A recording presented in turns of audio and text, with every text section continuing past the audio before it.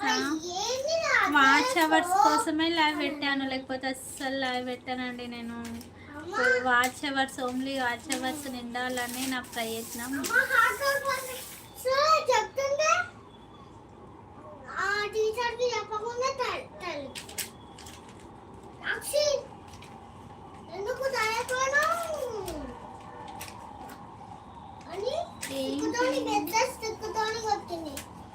ఏం లేదండి, ఐడి చెప్పారా? అవునా అండి, ఓకే. పెట్టుకో తెలియదు.